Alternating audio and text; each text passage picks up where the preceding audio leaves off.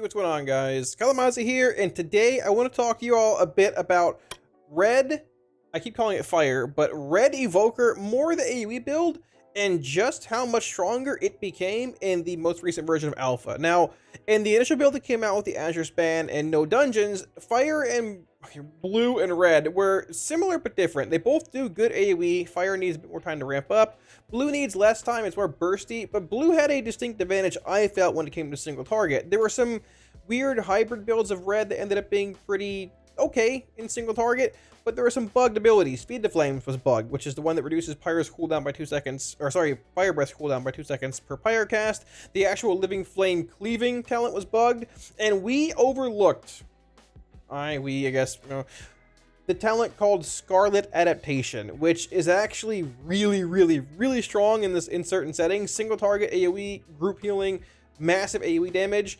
and I don't want to use the word nerf, but it's very early in alpha, tuning is still to come, but it very well could be changed or altered to be a bit less than what it actually currently is, because in its current form, you can get some insane damage out in single target, in AoE, in basically every setting possible in the game. So I figure we start the video off by looking at Fire now in single target, now in AoE, see how the actual toolkit's changed a bit with the talents working now, the reduced time on Fire Breath, Living Flame actually cleaving, and then get into the Scarlet Adaptation part of the video, which was a bit of a pain to record on Alpha. I had to get a full group of friends to help out, which, by the way, thank you again, guys, for the help. I really appreciate it.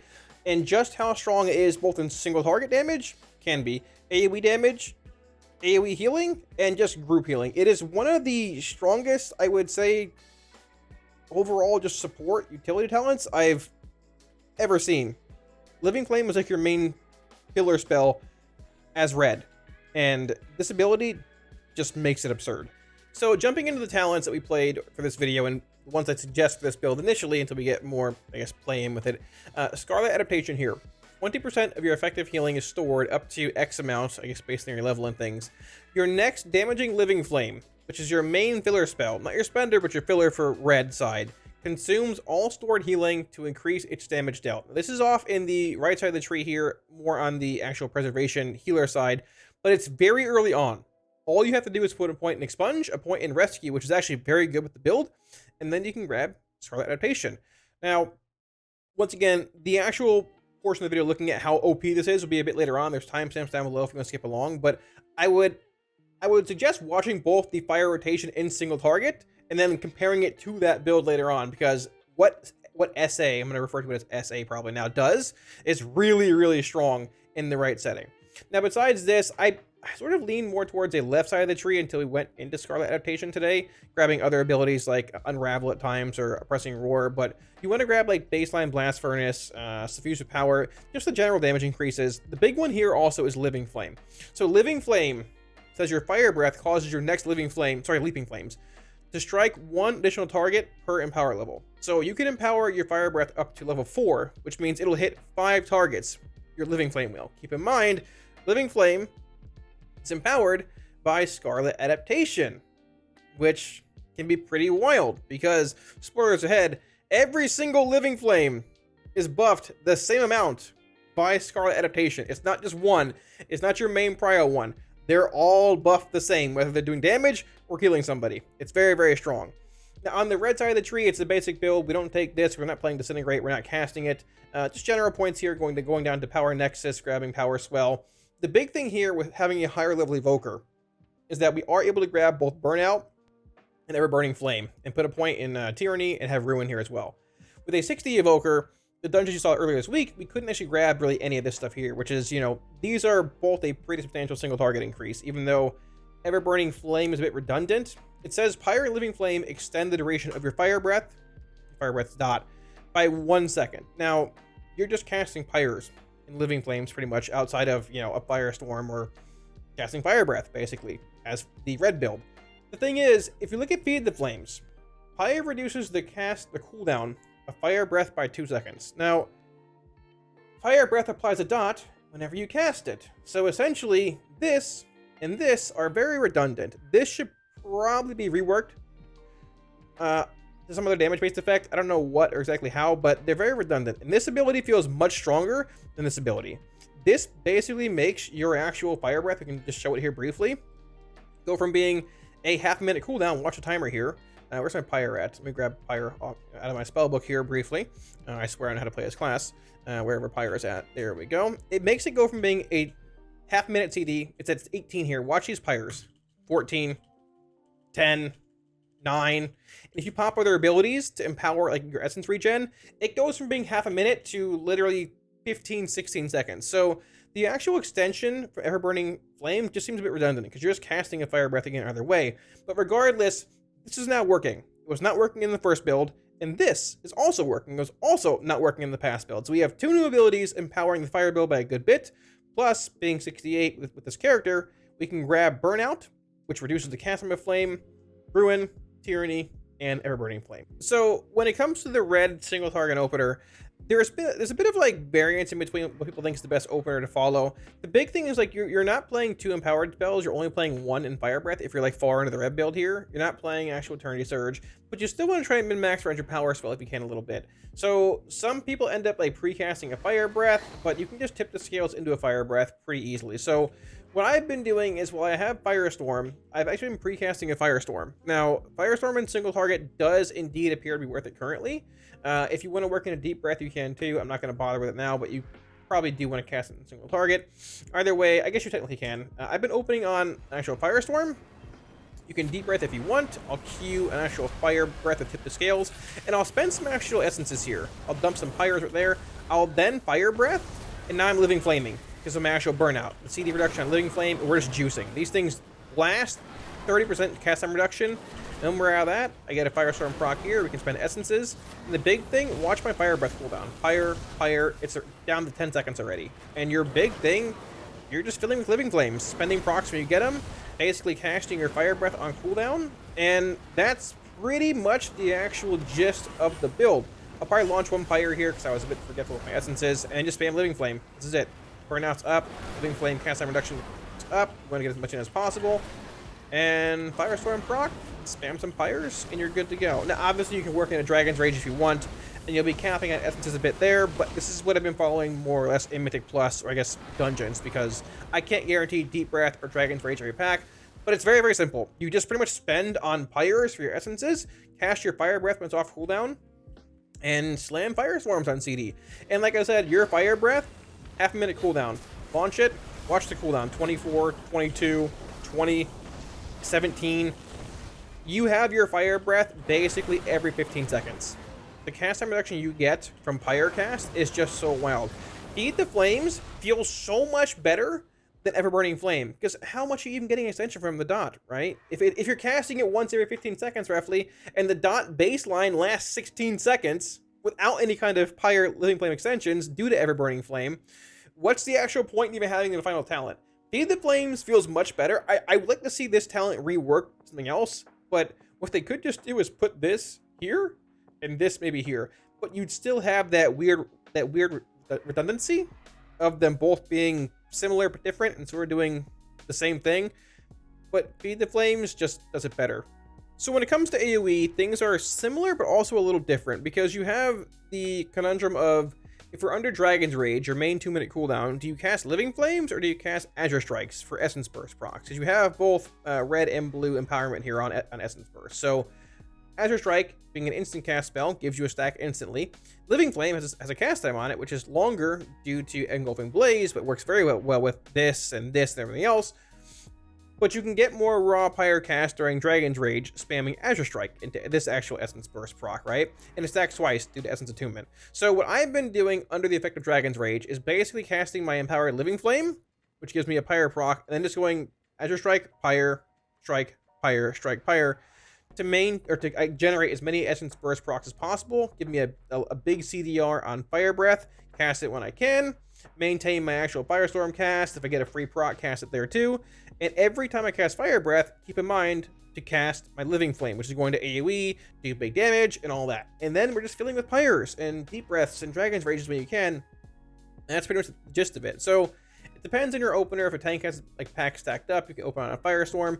Firestorm does good damage, but the radius is pretty small on it, and tanks like to move things out of Firestorm for whatever reason. So If the pack is like semi-stacked up and things, but he has strat, I'll try and open like a deep breath, but it depends a bit. You can Q-tip the scales early if you want, doesn't really matter. You can go into a deep breath here, into a firestorm if they're stacked up, they're stat. And then you can go right into actual fire breath. Some pyres here briefly, pyre. Pop my Dragon's Rage, big living flame cleave here, giving me a stack of pyre. Launch that, CDR coming in here, Azure Strike, pyre, Azure Strike, pyre. Fire breath's up again. We can launch another fire breath here. Your stat. We can go there. Fire. Look at our CDR, our remaining cooldown here. You want to leave Dragon's Rage with 2 stacks of Essence Burst, basically. So stack this again here. Fire. I can Firestorm again here. And the biggest thing is that we're just making sure to cast his Living Flame. This is going to cleave right there. Living Flame. Fire. We have this proc. We have Fire Breath again. Going into a Fire Breath. Big cleave. Big dam. There it is. Once again, the empowered Living Flame. Launch these Pyres here for Essence Regen coming in. Living Flame cleave. Pyre. Living Flame to fill. We got a Pyre coming in here. And we literally have our Fire Breath coming off cooldown right after this Firestorm cast. And the actual duration of the cooldown is just so short. This build feels so good in AoE. It's fun to play. It's exciting. Blue is fun too. But this build's a bit more RNG, but heavier damage. Just feels better overall. It's a weird like builder spender kind of spec, but it's just a blast to play. It feels like you're just throwing fire at everything. And the CDR on Fire Breath, you defeat the flames, feels great. Plus, every time you cast Fire Breath, you cleave with Leaping Flames. But the one missing piece of the puzzle here, if you can enable it, is Scarlet Adaptation.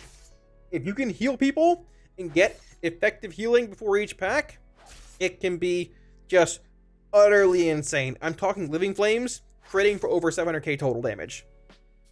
Let's take a look at that. So when it comes to Scarlet Adaptation in Living Flame, AoE Cleave, and Mythic Plus, because keep in mind, with the actual talent here, Leaping Flames, your Fire Breath causes your Living Flame to cleave up to 5 targets, depending on empowered level, or empowerment level, however you want to word it. Now, I was really hoping that Flower, Emerald Blossom would apply Scarlet Adaptation whenever you drop it, but I can show you here, when I drop it and heal the party, there's no actual healing coming in. There's no buff here. If I target somebody and just cast Living Flame on them, I will get Scarlet Adaptation stacked. There's a bit there, there's a bit there.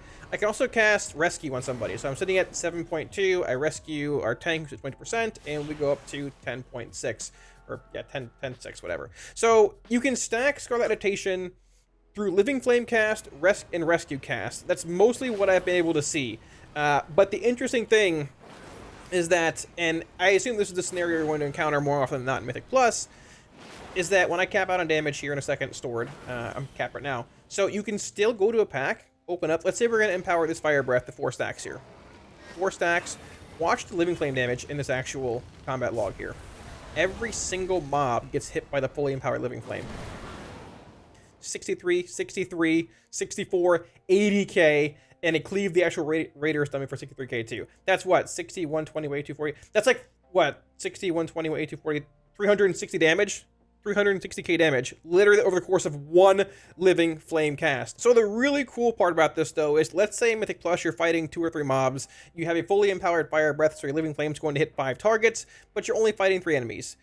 If I heal 2 people in my group, do I get the Scarlet Adaptation buff for the next non-cleaving Living Flame, but do I still get the partial empowerment? Because that's what happens a lot in Mythic Plus, like on trash packs. I'll heal half the group, hitting certain mobs, and is there a bit of a way to double dip when it comes to that? Well, the cool thing is, so half the group's at half health here. I have no stacks of Scarlet Adaptation here, right? I'm going to fully empower a Flame Breath, Fire Breath, whatever it's called. Blast that at 4 stacks. I hit 5 targets. So this is going to cleave, I think, here, here, and here. Watch the damage log. Watch my buffs here. Cleaves 1, 2. Heals them. I am back to an 18,000 additional damage Living Flame. My next Living Flame won't cleave, but it will hit for 63,000 damage. So it's not just that it has a huge AoE implication or really huge single target implications if you can get the actual Scarlet whatever it's called, buff stacked up.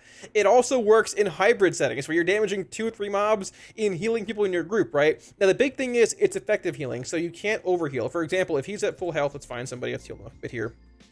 So they're at full health. If I remove my actual buff here and try and spam Living Flame on them, I will not get any stacks here. It is effective healing. It is your non-overhealing heals. But you're casting Living Flame with this fire build pretty often Mythic Plus. And with Feed the Flames reducing the cooldown on Fire Breath and making it 15-second cooldown or whatever, you're cleaving Living Flame so often, I would assume Scarlet Adaptation could very well be, legitimately, as long as your group's taking damage, one of the biggest sleeper talents potentially in certain dungeons, in certain settings, and it's so early in the tree too. You grab it, you go 1, 2, 3, whether you want Twin Guardian or, you know, Source of Magic. It's so early in the tree, it's just free damage. Evoker's damage profile is super strong. It can cleave with Living Flame, mass AoE, it can do big healing, it can do everything. And Scarlet Adaptation is probably the talent that I overlook the most. It is so, when it's strong, it is so strong. Thanks for watching, guys. Now, I hope this video will help clarify a bit on some of the differences between the blue build and the red build. And most of the blue build was working last week when we ended up doing like the initial deep dive on red versus blue. But like I said, this week with both the new talents and Feed the Flames and Leaping Flames actually working properly, and also finding the Scarlet Adaptation tech in single target AoE and everything, fire feels really good. Firestorm cast, just a short time on Fire Breath, the Pyre cast. I've played both blue, both red, and I've played the hybrid, like purple build, whatever you want to call it. And while they're all fun, having Azure Strike cleave 10 things, having Eternity Surge hit 1,000,000 things, and like the insane cleave the blue build brings, feels good. And it has some paths you can take talent-wise that brings a good bit of single target too. But this build, with Leaping Flames, with actual Heat Wave, Feed the Flames, and the bugged Burnout giving you a 30% cooldown, or I guess cast time reduction on Living Flame, brings a really strong single target profile, a really strong AoE profile with Firestorm and Snapfire, and even like a really strong support role. I've just really enjoyed playing Evoker a lot over the past couple days, in both dungeon settings and even like leveling settings alike. In both groups that I've played with, they've been like at the end, you do so much passive healing. Your role is like sort of a support DPS role, and you're also cranking on the damage meters. Blizz has just done a really good job at designing the class.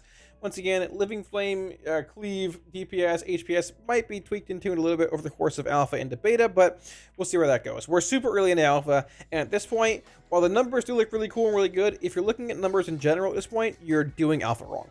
What you should be looking at now is like general class templates, toolkits, damage profiles, and how that will all shake out heading into later stages, because tuning will come. I'd much rather have a class feel good toolkit-wise than be good damage-wise, but have a bad toolkit, because tuning can come, but typically classes don't really get big toolkit changes in the middle of expansions, unless you're an AFLOC, but then you just get, you know, nerfed into the ground. So, but yeah, thanks for watching, guys. If you have any questions or comments or anything on these builds, or really just anything in general, feel free to drop them down below in the comment section, and I will do my best to get back to you. Or if you want to swing by stream and watch some Evoker dungeons, or I guess Warlock play, or whatever, if we ever get Warlock talents, link down below. You can swing by and just hang out, and yeah, anytime, feel free to do so. And I also want to give one huge shout out to my patrons for the end of the video. Thank you so much, guys, for all support. I really, truly do appreciate it. If you're looking at supporting on Patreon, there should be a link up here, as well as down in the video description below. While you're down there, be sure to smash the like and sub buttons, as it helps out a ton. Thanks for watching, guys, and I'll catch you all again soon on stream. Peace.